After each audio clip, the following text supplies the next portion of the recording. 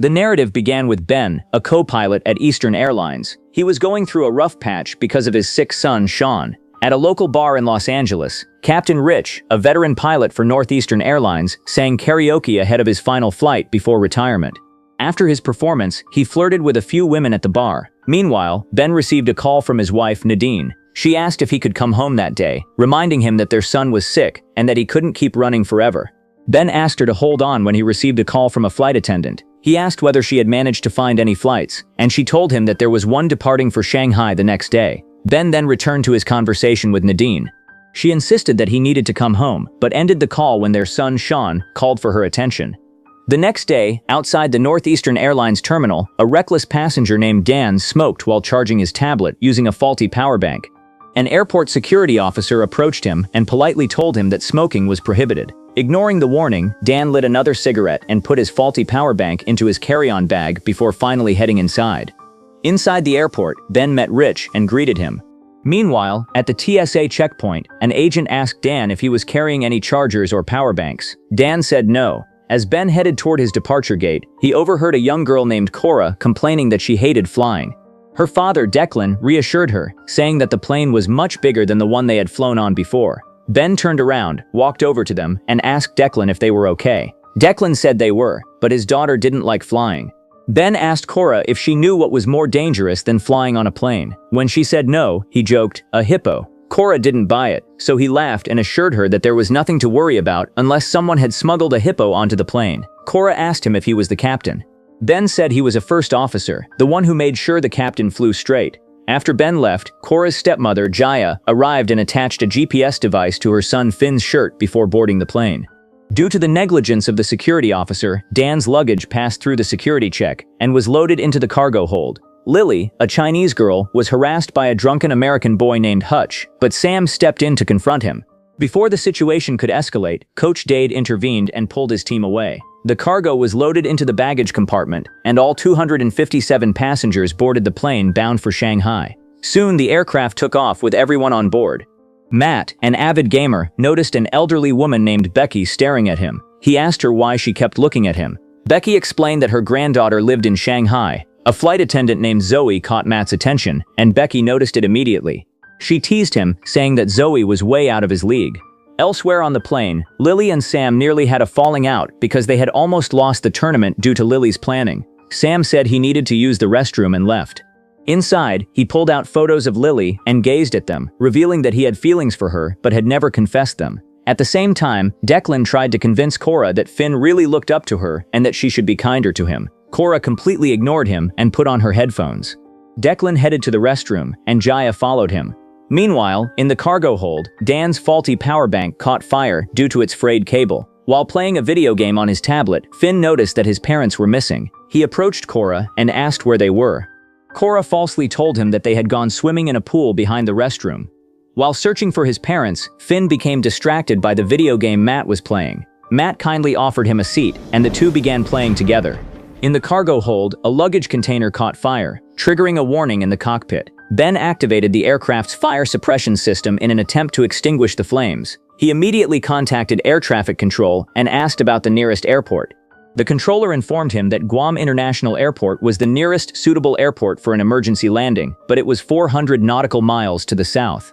Rich arrived shortly afterward, and Ben informed him that there was a fire in the forward cargo hold and that he had already declared an emergency. Rich ordered the assistant pilots to go down into the cargo hold and extinguish the fire immediately.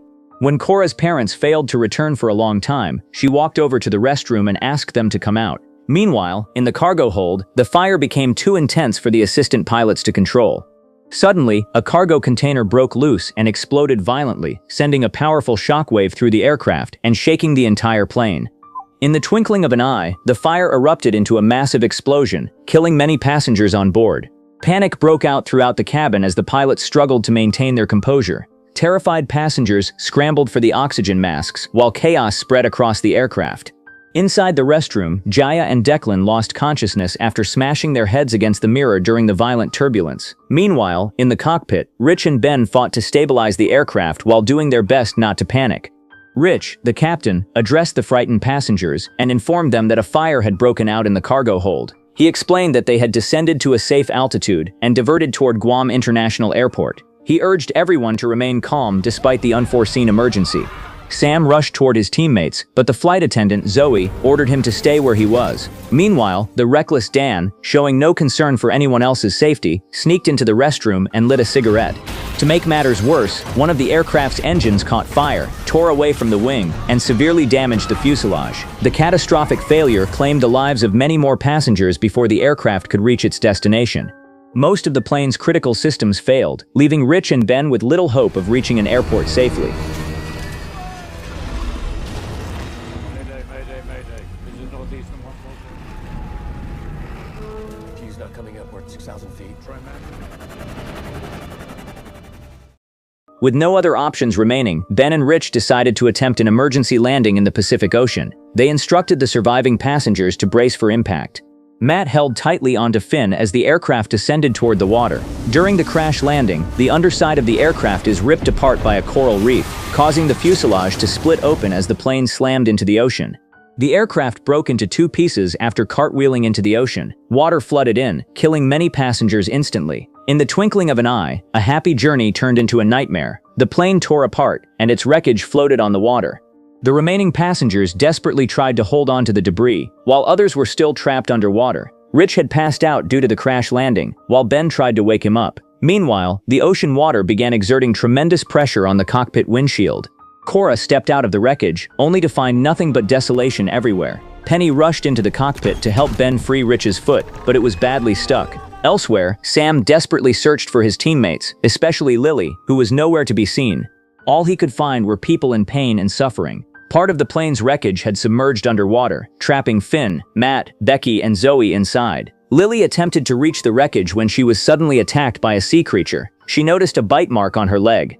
Meanwhile, in the cockpit, water started leaking through the windshield while Ben did his best to free Rich's leg, but it wouldn't budge. Realizing that he was trapped, Rich told Ben and Penny to leave quickly and lock the door.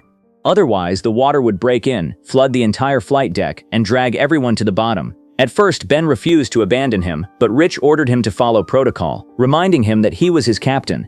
With heavy hearts, Ben and Penny left Rich behind and shut the door to prevent the water from bursting in. Cora stood frightened in the wreckage. Standing on what remained of the flight deck, Ben witnessed the devastation scattered across the ocean. Inside the passenger cabin, which was lodged vertically in the reef, Matt, Finn, and Zoe were still trapped, and there was no one around to help them. In the washroom, Jaya and Declan regained consciousness in a panic. Declan opened the door, only to be swept away and killed by the rushing water, along with Jaya. In the cockpit, Rich looked at a picture of his family one last time. Not long afterward, the water broke in, flooding the cockpit and killing him instantly. After losing the captain, Ben decided to locate the remaining survivors and retrieve the ELT beacon. Penny asked Ben how long it would take for the rescue team to find them. Ben replied that it could take an hour or several hours, provided they received the signal. Ben explained that the ELT might be located in the plane's midsection, and Penny volunteered to swim there. Cora asked Penny where her parents were. Penny assured her that she would look for them once she returned. Cora then revealed that her brother Finn was also missing. Ben told Penny, "As soon as you find the ELT device, hit the switch and make sure the light stays on." Afterward, Penny dived into the water. Moments later, Cora spotted sharks nearby and asked Ben to look. They immediately shouted to warn Penny about the sharks swimming right behind her, but she couldn't hear them because of the distance. Thinking quickly, Ben threw an inflatable raft into the water and climbed aboard with Cora in an attempt to save Penny. Back in the submerged cabin, Zoe told Matt not to open the door at the last moment because the water would rush in and kill them all. Suddenly, a shark appeared out of nowhere and bit Penny's leg.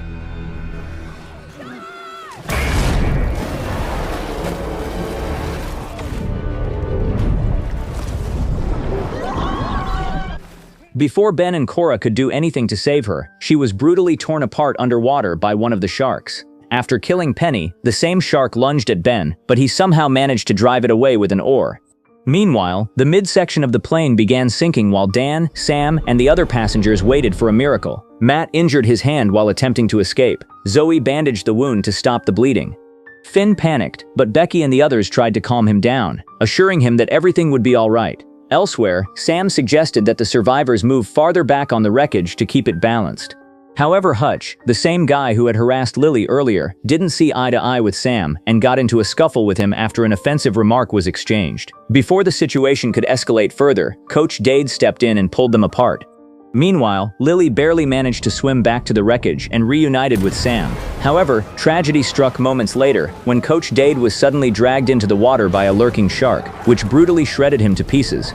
Hutch blamed Sam for the coach's death and began beating him until Ben intervened and ordered everyone to cooperate with one another. Elsewhere, Matt, Zoe, Finn, and Becky were still trapped inside the wrecked rear section of the plane.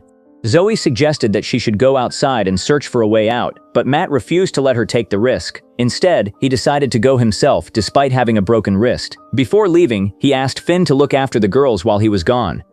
Zoe told him to come back soon, and from the way she looked at him, it was obvious that she had developed feelings for him as well. Afterward, Matt dove into the water and successfully reached the surface, only to find dead bodies of passengers floating all around him. Suddenly, he was startled by Declan's corpse, which drifted toward him. In his panic, Matt imagined Declan urging him to find Finn and Cora. Moments later, the body was attacked and ripped apart by a shark. The horrifying sight sent Matt into a panic, and he screamed at the top of his lungs. Back at the wreckage, Dan openly blamed Ben and his airline for the crash. Ben accepted responsibility and revealed that there had been 257 passengers on board, but only around 30 survivors remained. He vowed to keep them safe and get them home alive. Ben then instructed everyone to stay together and cooperate with one another. While searching desperately for inflatable rafts and life jackets, Ben luckily stumbled upon the ELT inside a storage cabinet. As panic spread among the survivors, Sam helped Hutch open another compartment to retrieve an inflatable raft. A moment later, Ben noticed Cora standing dangerously close to the edge of the wreckage. Panicking, he handed the ELT device to Dan and rushed to save her. He managed to pull her to safety just seconds before a shark could devour her. At the same time, the wreckage sank even deeper, causing a massive surge of water to rush through it. Ben and Cora were swept away by the powerful current. Meanwhile, while trying to save himself, Dan abandoned the ELT and even shoved a woman helping him off the raft and into the water. Elsewhere, Sam swam over to Hutch and saved him from drowning. After climbing onto the raft, Ben immediately asked Dan about the ELT locator. Dan casually gestured that he had thrown it into the water after mistaking it for an ordinary box. Soon, Ben and the others spotted Sam and Hutch stranded in the ocean. Unfortunately, several sharks had already begun circling around them. Dan, who was against attempting a rescue, once again blamed Ben for everyone's deaths. In a fit of rage, he punched Ben across the face, knocking him onto the raft. However, Ben fought back. Drawing on his experience as a former Air Force serviceman, he quickly overpowered Dan and knocked him down. Ben firmly declared that they would rescue Sam and Hutch no matter what. Meanwhile, Becky, Zoe, and Finn continued waiting anxiously for Matt to return, but there was still no sign of him. Determined not to abandon anyone, Ben and the remaining survivors climbed aboard the raft and paddled towards Sam and Hutch as fast as they could. Fortunately, they reached them in time and successfully pulled off the rescue at the very last second. Hutch was shocked to learn that Sam had risked his own life to save him in the water and sincerely thanked him for keeping him alive. When Matt failed to return for a long time, Zoe decided that they could no longer wait for help. She instructed Finn and Becky to put on their life jackets and inflate them as soon as they got outside the plane. Becky broke down emotionally and explained that ever since her husband had died, she had been fighting every day to stay alive. But this time, she didn't think she could make it. She urged Zoe and Finn to leave without her, insisting that she was too old to swim all the way to the surface. Before leaving, Zoe promised Becky that she would return for her as soon as possible. Struggling through the water, Zoe managed to reach the surface with Finn beside her. However, what they found there was horrifying. Dead bodies were floating everywhere. Outside the wreckage, Ben and the other exhausted survivors sat on their rafts and waited desperately for rescue. The situation seemed hopeless because the ELT device had already sunk into the ocean. Trying to distract himself, Dan casually asked Ben whether he had children. Ben replied that he had a daughter named Terry and a son named Sean.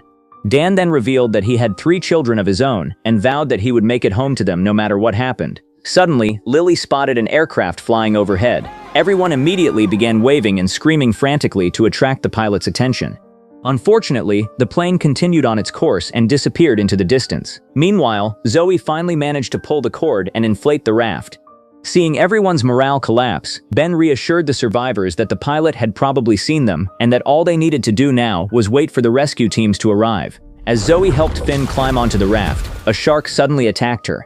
However, before it could finish her off, several other sharks began attacking the same shark. Taking advantage of the chaos, Zoe somehow managed to pull herself onto the raft. Sadly, the injuries she had suffered were too severe. Despite her efforts, Zoe eventually succumbed to her wounds, leaving Finn completely alone in the middle of the ocean. Finn stood up and looked around. Everywhere he turned, there was nothing but endless water and despair. At least for the moment, there seemed to be no hope of rescue. Suddenly, a shark appeared out of nowhere and slammed into the raft, nearly throwing Finn into the water. Back inside the submerged wreckage, Becky spent her final moments looking at a picture of her granddaughter on her phone. As the water slowly rose to her neck, it became clear that she was only moments away from drowning. As night fell, a rescue helicopter searched the vast ocean for survivors. At the same time, a Chinese fishing vessel was carrying out its normal operations nearby. Before long, the captain received news about the crash of a commercial airliner and learned that his ship was the closest vessel to the disaster zone. Under the starry night sky, some of the exhausted survivors drifted off to sleep while others remained awake, desperately hoping that help would arrive soon. Sam glanced at Lily while she slept peacefully beside him. Hutch noticed this and smiled knowingly. First, Hutch thanked Sam once again for saving his life. Then he encouraged him to tell Lily how he truly felt about her. Sam admitted that he couldn't do that because he was the captain of the team, and team rules prohibited players from dating one another. Hutch told him to forget about the rules and confess his feelings before it was too late. Elsewhere, Cora finally accepted the painful reality that her parents were gone. Ben comforted her and treated her like a daughter. Cora revealed that her father had always told her to look after her younger brother, Finn, but she had never gotten along with him and often hated being around him. Cora revealed that Finn had been only 7 years old back then. In response, Ben pulled out his phone and showed her a picture of his own son when he was 7. Cora pointed out that the boy in the picture didn't look 7 years old. Ben smiled and explained that it was an old photograph. Just then, a rescue helicopter appeared overhead, putting a huge smile on everyone's faces. However, their relief was short-lived. As soon as one of the rescue divers entered the water, a shark attacked and killed him brutally. Since the diver was attached to the helicopter by a cable, the sudden force threw the aircraft off balance. Moments later, the helicopter crashed into the ocean. The violent impact caused several survivors to fall from the rafts and into the water.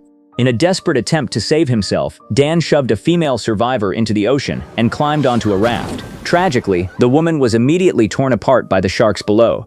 Realizing that they still needed help, Ben fired a flare gun into the sky to attract the attention of a nearby fishing vessel. The fishing boat managed to get as close as possible, but the captain soon realized that the reef prevented the ship from approaching any further. Understanding the situation, Ben suggested that the survivors would have to reach the boat on their own. Meanwhile, everyone noticed that Cora was standing alone on the wrecked fuselage, mourning the loss of her parents. Without hesitation, Ben risked his life and dove into the water. Somehow, he managed to reach the sinking plane and make his way to Cora. Ben explained that the wreckage was about to sink and that they needed to get back to the raft immediately. However, Cora refused, saying that she wanted to stay with her father. Ben gently convinced her otherwise, reminding her that her father would have wanted her to be brave. He secured a life jacket around her, tied her safely to his back, and jumped into the ocean. From the fishing vessel, the captain watched nervously and noticed several sharks following Ben. He immediately ordered his crew to dump their catch into the water to distract the predators. One of the sharks suddenly lunged at Ben, but he reacted quickly and fired a flare directly into its mouth, killing it instantly. Moments later, the sharks unexpectedly turned away and abandoned their pursuit, leaving Ben and Cora confused. It soon became clear why. The captain had dumped a massive amount of fish into the water, successfully drawing the sharks away from them. Elsewhere, Dan was lighting a cigarette when a shark slammed into his raft, throwing him into the ocean. Within moments, he was attacked and devoured by the surrounding sharks. The following morning, the remaining survivors were successfully rescued by the fishing vessel. Eventually, Sam confessed his feelings to Lily, making her happier than ever. Ben then walked over to Cora and gently placed a coat over her shoulders. Suddenly, everyone's phones regained signal. Cora asked Ben if she could borrow his phone. After entering Finn's birthday as the password, she managed to track his location and discovered that he was stranded on a raft somewhere in the ocean. Ben immediately informed the fishing boat's captain and asked him to search for Finn. Before long, they spotted a small raft drifting in the distance. The rescue team approached cautiously and discovered something unbelievable. Penny was still alive. She pulled back a protective sheet and revealed that Finn had been sleeping underneath it the entire time. The moment Finn saw Cora, he burst into tears and hugged her tightly. Penny then asked Ben to rescue Becky because she had been waiting for her. Sadly, Ben lowered his head and revealed that Becky hadn't survived. In the end, Ben looked at the picture of his son on his phone and finally broke down in tears. He called his son and told him that he was on his way home.